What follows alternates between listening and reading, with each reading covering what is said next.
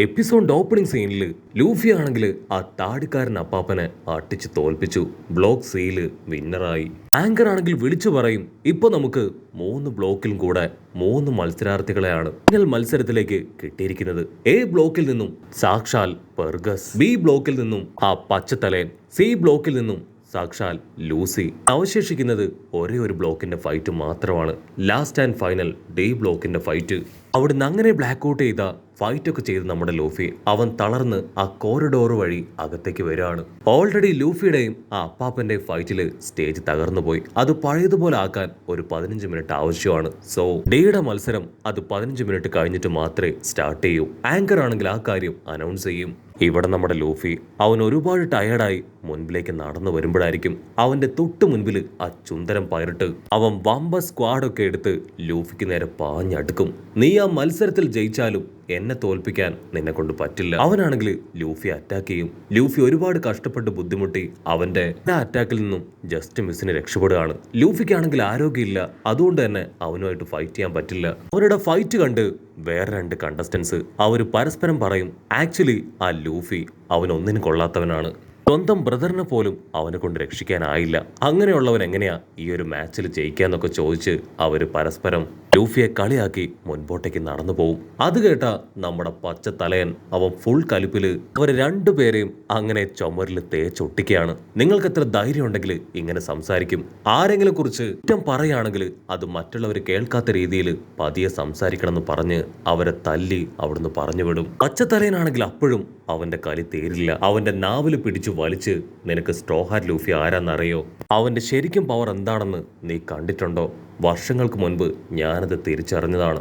ആ ജോക്കറിന്റെ കയ്യിൽ പെട്ടുപോയപ്പോഴും യാതൊരു കൂസലും ഇല്ലാതെ ഫുൾ സ്ട്രെങ്ത്തിൽ അവൻ വിളിച്ചു പറഞ്ഞത്, ഞാൻ ഇന്നല്ലെങ്കിൽ നാളെ പൈററ്റ് കിങ് ആവും എന്നാണ്. എനിക്ക് ഉറപ്പുണ്ട് അവൻ തീർച്ചയായിട്ടും ഒരു പൈററ്റ് കിങ് ആവും. അങ്ങനെയുള്ള ഒരാളെ ഇനി മേലാൽ കളിയാക്കാൻ പാടില്ല എന്ന് പറഞ്ഞ് 2 അടി എക്സ്ട്രാ കൊടുത്ത് അവനെ പറഞ്ഞയക്കും. പച്ചത്തലനാണെങ്കിൽ വീണ്ടും ലൂഫിയുടെ അതിസാഹസികമായ കഥകൾ ഒന്നൊന്നായിട്ട് ആലോചിക്കും. ഇമ്പിൾ ടൗണിൽ പോയി ലൂഫി ഫൈറ്റ് ചെയ്തതും അവിടെയുള്ള ഒരുപാട് പ്രിസണേഴ്സിനെ മോചിപ്പിച്ചതും അവന്റെ ചേട്ടനെ രക്ഷിക്കാനായിട്ട് അത്രയും വലിയ നേവി ലെജൻഡറി ആളുകളോട് ഫൈറ്റ് ചെയ്തത്, അങ്ങനെ എല്ലാ കാര്യങ്ങളും ലൂഫിയുടെ ആൾക്കാരുടെ എല്ലാവരുടെയും വാണ്ടഡ് പോസ്റ്റേഴ്സ് അവൻ അന്ന് മുതൽ കളക്ട് ചെയ്ത് വെച്ചിരിക്കുന്നതാണ്. ആക്ച്വലി ഈ പച്ചത്തലേന്റെ അണ്ടറിൽ ഒരുപാട് സിറ്റികളൊക്കെ ഉണ്ട്. പക്ഷേ ലൂഫിയെ കണ്ടതിന് ശേഷം അവനെ റോൾ മോഡലാക്കി മാറ്റി കപ്പലും എടുത്ത് ഇവനും സെയിൽ ചെയ്യാനായിട്ട് ആരംഭിച്ചു. അവിടുന്ന് അങ്ങനെ സീൻ കട്ട് ചെയ്ത് ഇപ്പൊ ലൂഫിയെ കാണിക്കും. ലൂഫി ആണെങ്കിൽ ആ ചുന്ദരം പൈലറ്റിന്റെ സ്ക്വാഡ് അത് പിടിച്ചു വെച്ചിരിക്കുകയാണ്. വിട്, മര്യാദയ്ക്ക് എന്റെ സ്ക്വാഡിൽ നിന്ന് വിടാനൊക്കെ അവൻ പറഞ്ഞുകൊണ്ടേയിരിക്കും. പക്ഷെ ലൂഫി ആണെങ്കിൽ വിടാതെ ആ സ്ക്വാഡിൽ തന്നെ അങ്ങനെ അള്ളിപ്പിടിച്ചിരിക്കും. You are unbelievable. നീ ഓൾറെഡി കണ്ടതല്ലേ ഞാൻ ആ അപ്പാപ്പനുമായിട്ട് ഫൈറ്റ് ചെയ്യുന്നത്. എനിക്കിപ്പോൾ ആരോഗ്യമില്ല, എന്നെ കൊണ്ട് ഫൈറ്റ് ചെയ്യാൻ പറ്റുന്നില്ല എന്ന് പറഞ്ഞ് ലൂഫി ആണെങ്കിൽ ആ സ്ക്വാഡ് പിടിച്ച് വലിച്ച് ഒരു സൈഡിലേക്ക് ഇടും. അപ്പൊ ലോങ് ഷോട്ടിലായിട്ട് ആ പച്ചത്തലയൻ അവനാണെങ്കിൽ ലൂഫിയെ നോക്കി ഇപ്പോൾ ഒരുപാട് സന്തോഷിക്കും. വാവ്, എന്റെ ജീവിതം അത് പൂവണഞ്ഞു. എന്റെ ഈ മാസ്റ്ററിനെ വീണ്ടും എനിക്ക് കാണാൻ കഴിഞ്ഞല്ലോ. ആ ചുന്ദരം പൈറട്ട് അവനെന്തിനാ ഒരു ആവശ്യമില്ലാതെ അദ്ദേഹത്തെ അറ്റാക്ക് ചെയ്യുന്നതിനെ ചിന്തിച്ച് അവൻ ടെൻഷനാവും. അപ്പോഴായിരിക്കും ഇവിടെ മറ്റൊരു വമ്പൻ ട്വിസ്റ്റ്. നമ്മുടെ താടിക്കാരൻ അപ്പാപ്പൻ ആളാണെങ്കിൽ ഇപ്പൊ ലൂഫിയുടെ അടുത്തേക്ക് വരികയാണ്. ഓ മൈ ഗോഡ്, ഇയാൾ വീണ്ടും എന്നോട് ഫൈറ്റ് ചെയ്യാൻ വരുവാണോ ചിന്തിച്ച് ലൂഫി വണ്ടർ അടിക്കും. താടിക്കാരൻ അപ്പാപ്പൻ ആളുടെ തല വെച്ച് നിലത്തൊരൊറ്റ അടി. അതിനുശേഷം ലൂഫിയോട് പറയും, ഐ എം സോറി, ദയവ് ചെയ്ത് നീ എന്നോട് ക്ഷമിക്കണം. ഇനി മുതൽ എനിക്ക് ആരോടും യാതൊരു വെറുപ്പോ പകയോ ഒന്നുമില്ല, പ്രത്യേകിച്ച് കാർപ്പിനോട്. എന്നോട് ആക്ച്വലി നന്ദി പറയാനാണ് ഞാൻ ഇവിടേക്ക് വന്നത്. പക്ഷെ ലൂഫി ആണെങ്കിൽ അതൊന്നും കേൾക്കാതെ രക്ഷിക്കടാ എന്ന് നിലവിളിച്ച് മുൻപോട്ടേക്ക് ചാടി ഓടും. അവന്റെ തൊട്ടു പിന്നാലെ ആ ചുന്ദരം പൈറട്ട്, അതിന്റെ പിന്നാലെ പച്ചത്തലയൻ. അപ്പാപ്പനാണെങ്കിൽ ഒച്ചത്തിൽ പറയും, ദയവ് ചെയ്ത് ഞാൻ പറയുന്നത് കേൾക്ക്, ഞാൻ നിന്നെ അറ്റാക്ക് ചെയ്യാൻ വന്നതല്ല. ലൂഫി ആണെങ്കിൽ അതൊന്നും മൈൻഡ് ചെയ്യാതെ ചാടി ഓടും. അപ്പാപ്പനും ഇപ്പൊ ലൂഫിയുടെ പിന്നാലെ ഓടും. അപ്പൊ റെബേക്ക ആണെങ്കിൽ അവിടേക്ക് ചാടി വീഴും. അതിനുശേഷം ലൂഫിയുടെ കൈ പിടിച്ച് മുൻപോട്ടേക്ക് കൊണ്ടുപോവാണ്. കുറച്ചു ദൂരം ഓടുമ്പോഴായിരിക്കും ആ ഷെരിയു അവന്റെ മുൻപിലേക്ക് വരിക. ജസ് ആണെങ്കിൽ ഇപ്പൊ ലൂഫിയെ നോക്കി പൊട്ടിച്ചിരിക്കും. അവന്റെ സ്നെയിലില് അവന്റെ ബോസ് ഉണ്ട്. സോ അവൻ ബോസിനോട് പറയും, ആ സ്ട്രോ ഹാറ്റ് ലൂഫി അവന്റെ മുൻപിൽ വന്ന് പെട്ടു, അങ്ങേക്ക് താല്പര്യം ഉണ്ടെങ്കിൽ അവനോട് സംസാരിക്കാം. ഉടനെ അവന്റെ ബോസ് ആണെങ്കിൽ ലൂഫിയുടെ പേര് വിളിക്കാൻ തുടങ്ങും. ലൂഫിക്കാണെങ്കിൽ എന്താ ചെയ്യേണ്ടതെന്ന് അറിയില്ല. ഓടണോ, നിക്കണോ, അതോ ചത്തതുപോലെ അഭിനയിക്കണോ, എന്താ ചെയ്യേണ്ടതെന്ന് അറിയാതെ അവനെങ്ങനെ വണ്ടറടിക്കും. ലൂഫി ആണെങ്കിൽ ആ സ്നെയിലിലൂടെ വരുന്ന ശബ്ദം അത് ശരിക്കൊന്ന് ശ്രദ്ധിക്കും. അവൻ ആ ശബ്ദം മുൻപ് കേട്ടിട്ടുണ്ട്. ഇതേ ശബ്ദമാണ് ഇമ്പിൾ ടൗണിൽ വെച്ച് അവൻ കേട്ടത്. അതെ, ഇത് സാക്ഷാൽ ആ ബ്ലാക്ക് ബിയേർഡാണ്. നീ ആ ബ്ലാക്ക് ബിയേർഡ് അല്ലേ എന്ന് ലൂഫി ചോദിക്കും. അതിനവൻ പറയും, അതെ ഞാൻ തന്നെയാണ്. നീ നിന്റെ ബ്രദറിന്റെ ഡെവൽ ഫ്രൂട്ടിന് വേണ്ടി കഷ്ടപ്പെട്ട് ഫൈറ്റ് ചെയ്യാണല്ലേ. നീ വെറുതെ ഫൈറ്റ് ചെയ്തിട്ട് യാതൊരു പ്രയോജനവും ഇല്ല. ആ ഒരു ഡെവൽ ഫ്രൂട്ട് അത് എൻ്റെ ആൾക്കാർക്കായിരിക്കും കിട്ടുക. ഞാൻ ഓൾറെഡി നിന്റെ ചേട്ടനെ പണ്ടേ എൻ്റെ ടീമിലേക്ക് വിളിച്ചതാണ്. പക്ഷെ അവനാണെങ്കിൽ അതിന് കൂട്ടാക്കിയില്ല. പകരം അവന് മരണമാണ് കിട്ടിയ സമ്മാനം. നീ ഒരുപാട് കഷ്ടപ്പെട്ട് ഇനിയും മത്സരിക്കണമെന്നില്ല. ആ ഒരു ഡെവൽ ഫ്രൂട്ട് അത് എൻ്റെ ആൾക്ക് തന്നെ കിട്ടുമെന്ന് പറഞ്ഞ് ബ്ലാക്ക് ബിയേർഡ് ഇപ്പൊ കോള് വൈൻഡപ്പ് ചെയ്യും. റെബേക്ക ആണെങ്കിൽ ലൂഫിയെ സമാധാനിപ്പിച്ച് മുൻപോട്ടേക്ക് കൊണ്ടുപോവാണ്. അല്പദൂരം മുൻപോട്ടേക്ക് എത്തുമ്പോഴായിരിക്കും ലൂഫി അവളുടെ പുറകിലില്ല എന്നുള്ള കാര്യം അവൾ മനസ്സിലാക്കുക. അവൾ പുറകിലേക്ക് നോക്കും.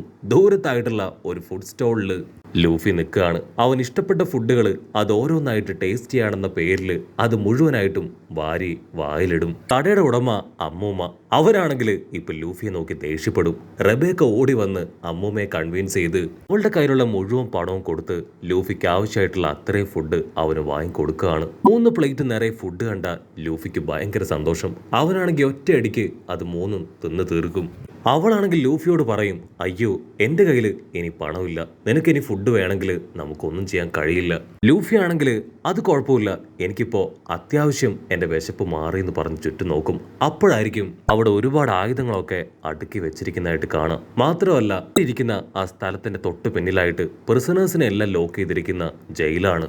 റെബേക്ക ആണെങ്കിൽ നിർത്താതെ ലൂഫിയുടെ ഫൈറ്റിനെ കുറിച്ച് പുകഴ്ത്തിക്കൊണ്ടേയിരിക്കും. നിന്റെ ഫൈറ്റ് അടിപൊളിയായിരുന്നു, ഇതുപോലൊരു ഫൈറ്റ് ഞാൻ എൻ്റെ ലൈഫിൽ ഇതുവരെ കണ്ടിട്ടില്ല. ഓക്കെ, നിനക്കിപ്പോ നിന്റെ വിശപ്പൊക്കെ കുറെ കുറഞ്ഞില്ലേ?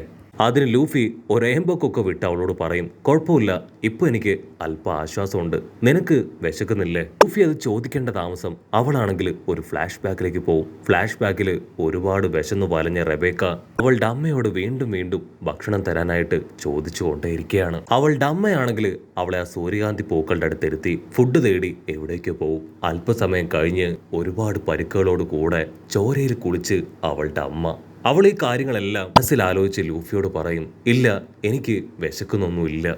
അപ്പോഴായിരിക്കും ഒരു വമ്പൻ ട്വിസ്റ്റ്. ഏതോ ഒരുത്തൻ സെല്ലിലൂടെ കൈവിട്ട് ഇപ്പോ ലൂഫിയുടെ കഴുത്ത് പിടിച്ചമർത്തും. അവനാണെങ്കിൽ റെബേക്കയോട് പറയും, റെബേക്ക ഇതാണ് പറ്റിയ അവസരം, വാളെടുത്ത് ഇവനെ വെട്ട്, അല്ലെങ്കിൽ നമ്മുടെ ലക്ഷ്യം അത് നമുക്ക് പൂർത്തീകരിക്കാനായിട്ട് കഴിയില്ല. ആക്ച്വലി റെബേക്ക അവൾ ഡെലിബറേറ്റ്ലി ആണ് ലൂഫി ഇവിടേക്ക് കൊണ്ടുവന്നത്. അവൾ സ്ക്വാഡ് എടുത്ത് ലൂഫിക്ക് നേരെ വീശുന്ന ആ സെക്കൻഡിൽ ലൂഫി അവന്റെ കൈ കടിക്കും. അതിനുശേഷം അവന്റെ കൈ പിടിച്ച് അങ്ങനെ നിലത്താഞ്ഞടിച്ച് റെബേക്കയുടെ അറ്റാക്കിൽ നിന്ന് ഞൊടിയിടയിൽ രക്ഷപ്പെടുകയാണ്. റെബേക്ക ആണെങ്കിൽ നിർത്താതെ അറഞ്ചം പുറഞ്ചം അവനെ ആഞ്ഞു വെട്ടും. ലൂഫി അറ്റാക്കിൽ നിന്നെല്ലാം രക്ഷപ്പെട്ട് അങ്ങനെ ചാടി വന്ന് അവളുടെ 2 കൈയിലും ചവിട്ടി അങ്ങനെ മടക്കി ലോക്ക് ചെയ്യും. റെബേക്കയ്ക്ക് ആണെങ്കിൽ ഇനി ഒന്നും ചെയ്യാനില്ല. അവളിപ്പോ സാഷ്ടാംഗം അവന്റെ മുൻപിൽ തോൽവി സമ്മതിക്കുകയാണ്.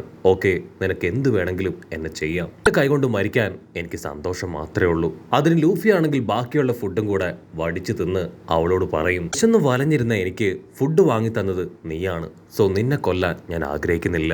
ലൂഫി ആണെങ്കിൽ തിരിഞ്ഞ് ആ സെല്ലിലേക്ക് നോക്കും. അതില് ഒരുപാട് പ്രിസണേഴ്സ്. ആക്ച്വലി ഇവരെല്ലാവരും ഗ്ലാഡിയേറ്റേഴ്സ് ആണ്. ഇവരിടയ്ക്കിടയ്ക്ക് ആ സ്റ്റേജിൽ പോയി ഫൈറ്റ് ചെയ്ത് ഇവിടേക്ക് വരും. ഇവരെല്ലാവരും ഡോഫ്ലമിംഗോയ്ക്കെതിരായിട്ട് സമരം ചെയ്തു. അതുകൊണ്ടാണ് ഇവർക്ക് ഇങ്ങനെ ഒരു ശിക്ഷ. 1000 തവണ ബാറ്റിൽ ജയിച്ചാൽ മാത്രമേ ഇവർക്ക് ഇനി പുറത്ത് കടക്കാനായിട്ടാവൂ. അതാണ് അവർക്ക് കിട്ടിയ ശിക്ഷ. റെബേക്കയ്ക്ക് എങ്ങനെയെങ്കിലും ഈ മാച്ചിൽ ജയിക്കണം. ആ ഒരു ഡെവൽ ഫ്രൂട്ടിന്റെ പവർ കിട്ടി ഡോഫ്ലമിംഗോയെ തോൽപ്പിച്ച് ഇവരെ എല്ലാവരെയും രക്ഷപ്പെടുത്തണം. അതിനുവേണ്ടിയാണ് ഓരോരുത്തരായിട്ട് അവൾ ഇല്ലാതാക്കാൻ ശ്രമിക്കുന്നത്. ലൂഫിയുടെ ഫൈറ്റ് കണ്ട് അവൻ വളരെയധികം പവർഫുൾ ആണെന്ന് അവൾ മനസ്സിലാക്കിയിരുന്നു. അതുകൊണ്ടാണ് ഇങ്ങനെയൊരു പ്ലാനിട്ട് ലൂഫിയെ തട്ടിക്കളയാൻ അവള് ഇവിടേക്ക് കൂട്ടിക്കൊണ്ടുവന്നത്. എന്റെ ഫ്രണ്ട് ആ ടോയ് സോൾജിയർ, അവനും ഒരു പറ്റൻ ടീമും ഇപ്പൊ ആ ഡോഫ്ലമിംഗോയുമായിട്ട് ഫൈറ്റ് ചെയ്യാൻ തയ്യാറായി കഴിഞ്ഞു.